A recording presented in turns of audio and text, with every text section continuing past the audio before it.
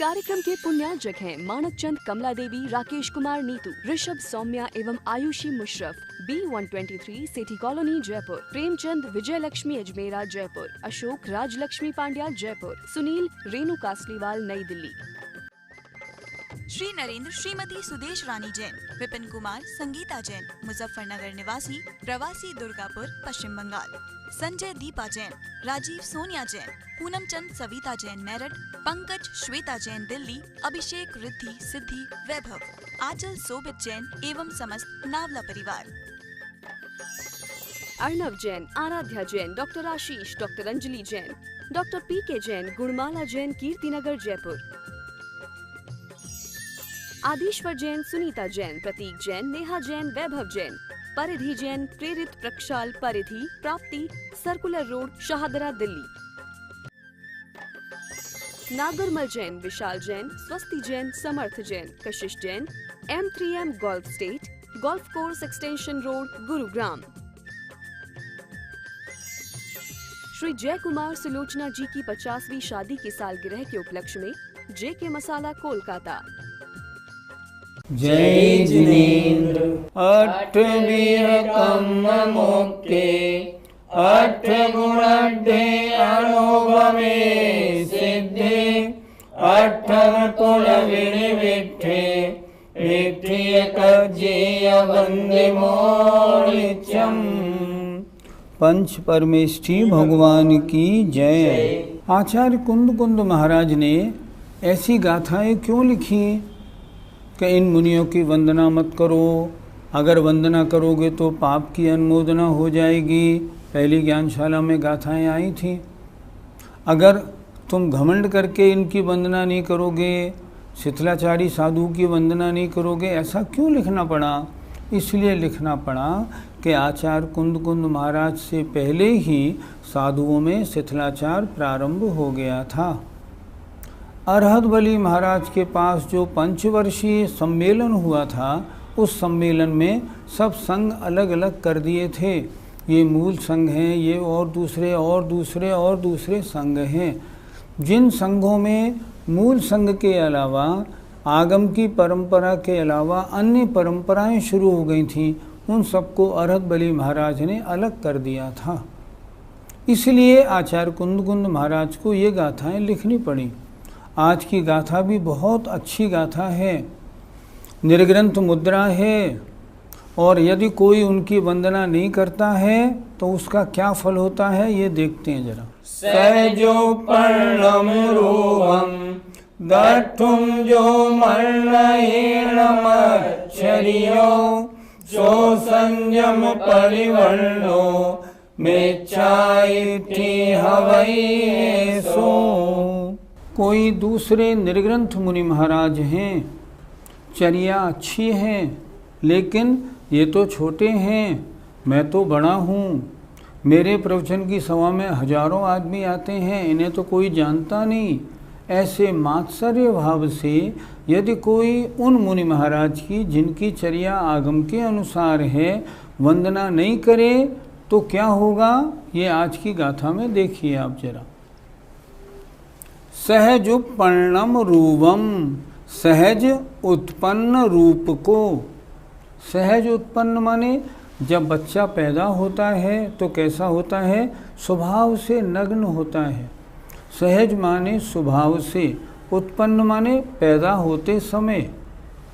तो स्वभाव से पैदा होते समय का जो रूप है, अर्थात परम निर्ग्रंथ मुद्रा, उसको दट्ठुम माने देखकर जो मच्छरियों माने मात्सर्य भाव से, जलन से, न मर्णये उनको नहीं मानता है, उनका आदर सत्कार नहीं करता है, सो वह मुनि संयम परिवर्णो, चाहे संयम से सहित हो। मुनि मुद्रा में है, लेकिन फिर भी ऐसा मिथ्या दृष्टि होता है। क्या होगा, उसके सम्यक तो भी नहीं है, वह तो मिथ्या दृष्टि है। करना क्या चाहिए, सहज उत्पन्न रूप को देख करके मात्सर्य रहित होकर उनकी वंदना करनी चाहिए, चाहे वो छोटे हों या बड़े हों। इस तरह अगर है तब तो ठीक है, अन्यथा मात्सर्य भाव से अगर वंदना नहीं करते हैं तो वे चाहे संयमी हों फिर भी मिथ्या दृष्टि कहे जाते हैं। पंडित जी, अगर रास्ते में चलते हुए कोई अनजान मुनि दिख जाए तो हमें क्या करना चाहिए? आप कार से जा रहे हैं, आपने देखा सामने से कोई मुनि महाराज, 2-4 व्यक्ति उनके साथ चले आ रहे हैं। मुनि महाराज को आप नहीं जानते, लेकिन दीर्घंत मुद्रा पीछे कमंडलू तो है। अगर ऐसा है, आपका कर्तव्य बनता है तुरंत नमोस्तु उतरें, गाड़ी रोकें और उनको नमोस्तु करें। वे शिथिलाचारी हों तो नहीं, आप अनजान हैं ना, आपको अभी उनके बारे में परिचय नहीं है। अगर शिथिलाचारी साधु हैं, सामने से आ रहे हैं तो आप अपने रास्ते चले जाइए, आपको वंदना करना आवश्यक नहीं, क्योंकि आप जानते हैं इनके साथ तो बहुत परिग्रह है, ये तो मुनि है ही नहीं। लेकिन अगर अनजान मुनि आए तो आपका कर्तव्य है गाड़ी रोकें और नमोस्तु करें, अन्यथा ये माना जाएगा आपको निर्ग्रंथ मुद्रा से घृणा हो गई है। मुद्रा पूजनीय है यदि आचरण सही हो, जब तक आचरण नहीं मालूम मुद्रा की वंदना करनी पड़ेगी। एक छोटा उदाहरण देता हूँ। एक बार हम महाराष्ट्र में एक स्थान है तेर, वहाँ मंदिर की वंदना करने गए। अंदर मंदिर में घुसे, एक मुनि महाराज सामायिक कर रहे थे। हमने पहले भगवान के दर्शन किए, लौटे, उन मुनि की हमने वंदना की, नमोस्तु किया सामायिक करते हुए को। हम बाहर आ गए, साथ वाले सज्जन हमसे बोले, आपने इनको नमोस्तु कर लिया, इनकी चर्या तो बिल्कुल बेकार है। मैंने उत्तर दिया, मैं इनको जानता नहीं, इस समय तो निर्ग्रंथ मुद्रा में थे और सामायिक में थे, मेरे द्वारा तो वंदनीय मुद्रा है, और जब मुझे मालूम पड़ेगा फिर वंदना नहीं करूँगा, आज तो वंदना करनी ही पड़ेगी। और मैंने वंदना की। क्या पाप लगा? नहीं, बिल्कुल ठीक किया। अगर अनजान कोई मुनि दिखें, अरे आजकल सब मुनि ऐसे ही होते हैं, ऐसा अगर सोच लिया तो महान पाप का बंध होता है। पंडित जी, ये मुनि शिथिलाचारी है या नहीं, ये हम कैसे जानें? मुनि महाराज में जो 28 मूल गुण होने चाहिए, बस उतने देख लें, आपको मालूम पड़ जाएगा इनकी चर्या कैसी है। अंदर में गुणस्थान कैसा है, ये हमारे ज्ञान का विषय नहीं। हमारे ज्ञान का विषय तो उनके 28 मूल गुण हैं। मुख्य कुछ बातें देख लीजिए। मुनि के पास क्या होना चाहिए? पीछी कमंडलू, इसके अलावा शास्त्र और निर्ग्रंथ मुद्रा, कोई परिग्रह नहीं। अगर 4 चीज़ें हैं, इनके अलावा कुछ नहीं है, वे मुनि महाराज परम पूज्य हैं। अगर उनके पास कोई परिग्रह है, दिक्कत है।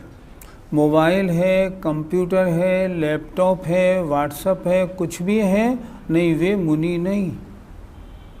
अगर वो फ्लश में निपटने जाते हैं, शौच के लिए जंगल में नहीं जाते हैं, प्रतिष्ठापना समिति नहीं पलेगी, वे मुनि महाराज नहीं।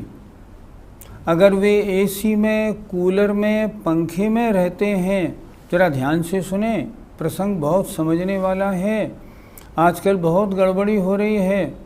अगर मुनि महाराज एसी में है, कूलर में है, पंखे में है, इतनी जीव हिंसा कर रहे हैं, मुनिपना नहीं। परिग्रह बिल्कुल नहीं चाहिए, हिंसा का सद्भाव नहीं चाहिए बिल्कुल भी। उनकी चर्या कैसी होनी चाहिए? आगम के अनुसार। आहार लेते समय अगर गरम गरम रोटी लेते हैं, मुनि मुद्रा नहीं, सदोष मुनि हैं। इन बातों को हमें समझना चाहिए। अगर मुनि महाराज पैसे इकट्ठे करें, मान लो, नहीं तो मुनि नहीं। इन बातों को देखना बहुत ज़रूरी है, और अगर ये बात दृष्टिगोचर हो जाती हैं तो वंदना करना सम्यक दृष्टि जीव के लिए उपयुक्त नहीं। पंडित जी, अगर अच्छे आचरण वाले मुनि हों और उन्हें कोई शिथिलाचारी मुनि मिल जाए तो उन्हें क्या करना चाहिए? अच्छी चर्या वाले, अच्छे आचरण वाले जो मुनि महाराज हैं, उनको चाहिए ऐसा प्रसंग ही नहीं आए जो उनका और उनका आमना सामना हो। मालूम पड़ जाए अपना रास्ता बदल लें, मालूम पड़ जाए ठहरने का स्थान बदल लें। क्योंकि अगर आमना सामना हुआ और वंदना नहीं की तो समाज में बहुत हल्ला गुल्ला होगा कि देखो ये तो महाराज बड़े घमंडी हैं, उन महाराज ने तो वंदना की, इन्होंने कुछ भी नहीं किया। फिर कैसे करें? और अपना रास्ता बदल लें ताकि आमना सामने होने का मामला ही नहीं पड़े। ये उचित कर्तव्य है। गाथा नंबर 104 पृष्ठ 98। अमराण बंदियाणम रूपम दक्षुणशील सह्यानम ये गारवम करन्त्य सम्मत विवज्जिया होन्ति। अमराण, अमर माने देव, अमराण देवों के द्वारा, वंदियाणम वंदनीय, और शील, शील माने मुनियों के आचरण से, सह्याणम सहित, रूपम रूप को, दक्षुण माने देखकर। क्या हुआ? देवों के द्वारा वंदनीय और शील माने चारित्र से सहित ऐसे निर्ग्रंथ रूप को देखकर, ये गार्वम करन्त्य, जो गारव अर्थात गर्व अर्थात घमंड करते हैं, किसी भी कारण से उनकी वंदना नहीं करते हैं, वे सम्यक्त से रहित होते हैं। पंडित जी, निर्ग्रंथ मुद्रा की क्या महिमा है? निर्ग्रंथ मुद्रा तो साक्षात भगवान का रूप है। ये तो चलते फिरते अरहंत हैं। इनकी वंदना राजे महाराजाओं को छोड़िए, बड़े बड़े देव और इंद्र भी इनके चरणों में इनकी धूल मस्तक पर लगाते हैं। इनकी तो महिमा का क्या कहना। जो रिद्धिधारी मुनि महाराज चौथे काल में होते थे, उनकी रिद्धियों को कोई देव और इंद्र भी रोक नहीं सकता। किसी में शक्ति नहीं होती। देव और इंद्रों से भी ज़्यादा शक्तिशाली इंद्रग्रंथ मुनि महाराज होते हैं। एक बार आचार्य विद्यासागर जी महाराज ने कहा था, जो मुनि सही आचरण से इस मुनि मुद्रा के चारित्र का पालन करता है, देवगण उसकी सेवा में वर्तमान में भी लगे रहते हैं और इसीलिए उनके गमन में, उनके कार्यों में तरह तरह के विचित्र विचित्र अतिशय और आश्चर्यजनक घटनाएं हमें देखने को मिलती हैं। पंडित जी, मुनिराज की बुराई करना तो निंदा है, क्या इससे हमें पाप लगेगा या नहीं? आचार्य शांत सागर जी महाराज ने कहा था, कोई शिथिलाचारी साधु हो और समझाने पर भी अगर वो ना समझे तो उसकी सार्वजनिक रूप से निंदा नहीं करनी है। इससे तो धर्म की निंदा होगी। लोग कहेंगे देखो इनको मुनि कैसे होते हैं, आज अखबार में क्या निकला। नहीं, वो नहीं करना। तो क्या करना है, हम उनको एकांत में समझाएं। जहाँ तक उनके दोषों के बारे में चर्चा करने की बात है, हमारा ये जैन शासन निर्दोष कैसे रहे, इस पर तो विचार करना है। अगर देव शास्त्र गुरु सदोष हो गए तो जैन शासन ही नहीं रहेगा। इस पर विचार जरूर करना है, पर किसी की निंदा नहीं करनी। निंदा का मतलब होता है किसी की बुराई बताएं और चित्त में प्रसन्नता हो, उसे कहते हैं निंदा।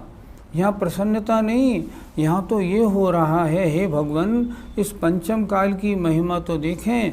रूप तो है मुनि महाराज का और चर्या कैसी है। अगर ऐसी चर्चा करते हैं तो इसमें पाप नहीं, ये तो जैन शासन को निर्दोष बनाने का यत्न है। अगर ऐसे नहीं करेंगे तो हमारा शासन कैसे रहेगा। पंडित जी, वर्तमान के कुछ स्वाध्यायी जन मुनि मात्र की वंदना नहीं करते हैं, क्या हम उन्हें मिथ्या दृष्टि माने? बड़े आश्चर्य की बात है कि वे स्वाध्यायी आचार्य कुंद के साहित्य को तो पढ़ते हैं, लेकिन ये जो दर्शन पाहुड़ की 25वीं गाथा है, इसको क्यों नहीं पढ़ते? और पढ़ते हैं तो समझते क्यों नहीं? कितना अच्छा लिखा है देखो, देवों के द्वारा वंदनीय और शील से सहित रूप को देखकर जो गर्व करते हैं, वंदना नहीं करते हैं, सम्मत विवज्जिया होंती, वे सम्यक्त से रहित माने मिथ्या दृष्टि होते हैं। चाहे कितनी भी इस मामले में कितनी चर्चा कर ली जाए, ये तो उनको मानने के लिए मजबूर होना पड़ेगा कि जिस मुनि की चर्या ठीक है वो तो वंदनीय है ही।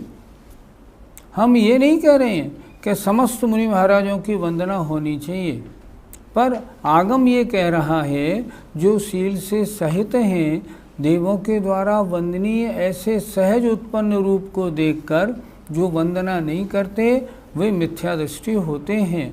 मैं नहीं कह रहा, आचार्य कुंद महाराज कह रहे हैं। इस बात पर बहुत अच्छी तरह विचार करना चाहिए। हम किन्हीं मुनि की वंदना नहीं करते, हम किन्हीं मुनि की अर्चना नहीं करते, बहुत गलत व्यवस्था है। जो शिथिलाचारी हैं उनके पास आप चाहे न जाएं, लेकिन जिनका आचरण सही है उनके पास जाना चाहिए।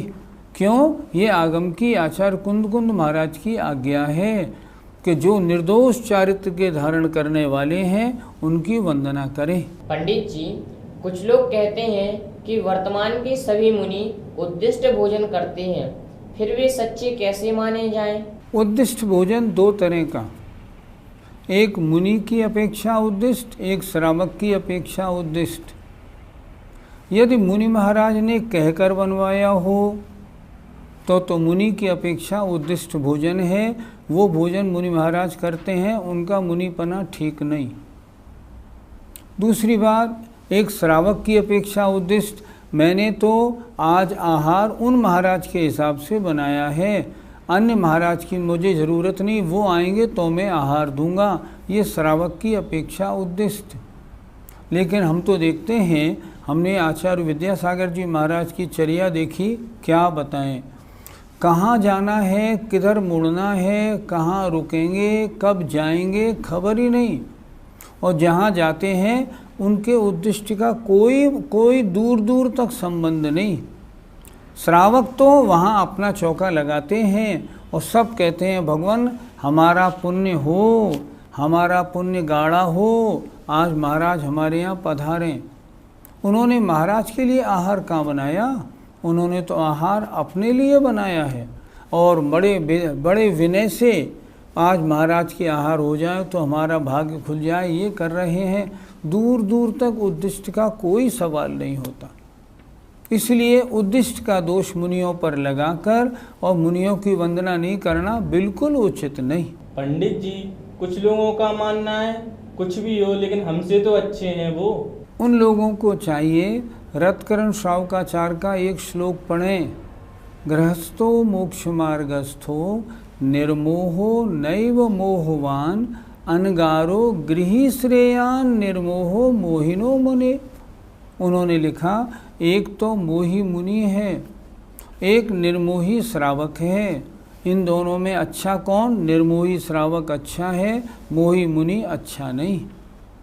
केवल कपड़े उतारने से हमसे अच्छे नहीं हो गए। अगर शिथिलाचारी हैं तो उनकी गति कौन सी होगी? दुर्गति के पात्र होंगे। हमसे अच्छे कैसे हैं वो? अगर आचरण सही नहीं तो मुनि नहीं, उससे तो वो श्रावक अच्छा है जो श्रावक अपने सत्कर्मों का पालन अच्छी प्रकार कर रहा है, श्रद्धावान है, वो बहुत अच्छा है। इसलिए ये कहना ठीक नहीं कपड़े उतार दिए हैं, देखो सर्दी गर्मी सहते हैं, देखो एक बार भोजन करते हैं, हमसे तो अच्छे हैं। नहीं, हमसे अच्छे तो नहीं, क्योंकि मुनिपना धारण करके उसमें दोष लगाते हैं। एक बात अच्छी तरह ध्यान में लेनी है, ऊंचा नाम धराए नीचा काम करे तो पापी है। उसकी बजाय वो जीव अच्छा है जो एक प्रतिमा लेता है और उसका सही पालन करता है। इसलिए शक्ति नहीं हो, सामर्थ्य नहीं हो तो मुनि नहीं बने, श्रावक बने, प्रतिमाधारी बने, एलक क्षुल्लक बने, वहाँ तक रहे। लेकिन अगर मुनि बने तो फिर निर्दोष चर्या होनी चाहिए। पंडित जी, तो क्या फिर इन गाथाओं को एलक क्षुल्लक और आरिकाओं के साथ जोड़ा जा सकता है? हाँ, बिल्कुल जोड़ना चाहिए। कोई अव्रती है और अगर वो कोई वृत्ति सामने आता है या क्षुल्लक एलक महाराज आते हैं और वे मात्सर्य भाव से अगर उसकी वंदना नहीं करते हैं तो वे सम्यक्त से भ्रष्ट हैं, इसमें कोई शक नहीं। उन्होंने जब देखा ये मुझसे बड़े चारित्र के धारी हैं तो उनकी वंदना करना उनका कर्तव्य हो जाता है। आर्यका माता जी दिखाई पड़े, उनको वंदामी करना सम्यक दृष्टि का कर्तव्य है। अगर वो किसी कारणवश उनकी वंदना नहीं करता मान लो और वे आचरण सही है, निर्दोष है, तो वे सम्यक्त से भ्रष्ट हैं, क्योंकि देश चारित्र पूजनीय तो है ही। पंडित जी, जो अन्य मत वाले मुनि मुद्रा को देखकर प्रणाम नहीं करते हैं उन्हें क्या फल मिलेगा? जो अन्य मत वाले हैं वो भी जानते हैं कि निर्ग्रंथ मुनि का कोई मुकाबला नहीं, ये तो सर्वश्रेष्ठपना है। एक बार आचार्य श्री अमरकंटक में विराजमान थे। वहाँ अन्य मत के एक बहुत बड़े साधु पधारे थे।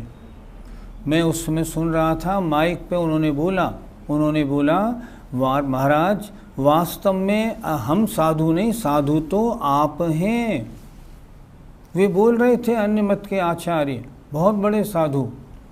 वो कह रहे थे भगवान सही मामले में तो साधु आप हैं, आपकी जो मुद्रा, आपकी जो चर्या है उसको सुन के हमारे तो रोंगटे खड़े हो जाते हैं। हम चाहे खाना पीना खाएं या नहीं खाएं, लेकिन निर्ग्रंथ रहना हमारे बूते की बात नहीं। हम नग्न नहीं रह सकते, क्योंकि नग्न रहने के लिए अपने मन पर बहुत बड़ा कंट्रोल चाहिए।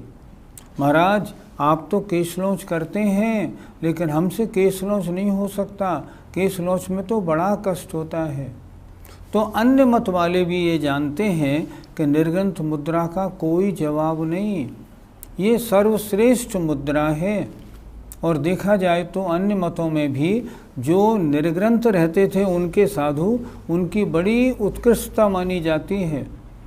आज भी जब कुंभ का मेला लगता है 12 वर्ष का, तो सबसे पहले किनको आदर दिया जाता है? पहला स्नान नागा साधुओं का होता है। हर धर्म में नग्नता को बहुत उच्च स्थान दिया गया है, लेकिन फिर भी जो अज्ञानी बनते हैं निर्ग्रंथ मुद्रा को देखकर घृणा करते हैं, मुंह फेरते हैं, निंदा करते हैं, बुराई करते हैं, वे अज्ञानी हैं, महापाप का बंध करते हैं। उनको ऐसा नहीं करना चाहिए, उनको ऐसे मुनियों का स्वरूप समझना चाहिए। इन्होंने निर्ग्रंथ मुद्रा क्यों धारण की, इनका आचरण, इनका चारित्र कैसा है, अगर वो इसको जानेंगे श्रद्धा से अपने आप मस्तक झुकेगा। जय जिनेंद्र। इस कार्यक्रम के पुण्यार्जक हैं मानक चंद कमला देवी, राकेश कुमार नीतू, ऋषभ सौम्या एवं आयुषी मुशरफ, B123 सेठी कॉलोनी जयपुर, प्रेमचंद विजय लक्ष्मी अजमेरा जयपुर, अशोक राजलक्ष्मी पांड्या जयपुर, सुनील रेणु कासलीवाल नई दिल्ली। श्री नरेंद्र श्रीमती सुदेश रानी जैन, विपिन कुमार संगीता जैन, मुजफ्फरनगर निवासी, प्रवासी दुर्गापुर पश्चिम बंगाल, संजय दीपा जैन, राजीव सोनिया जैन, पूनम चंद सविता जैन मेरठ, पंकज श्वेता जैन दिल्ली, अभिषेक रिद्धि सिद्धि वैभव, आंचल सोबित जैन एवं समस्त नावला परिवार। Arnav Jain, Aaradhya Jain, doctor Ashish, doctor Anjali Jain, doctor PK Jain, Gunmala Jain Kirtinagar Jaipur, Adishwar Jain, Sunita Jain, Prateek Jain, Neha Jain, Vaibhav Jain, Paridhi Jain, Prerit Prakshal Paridhi, Prapti, circular road, Shahdara Delhi,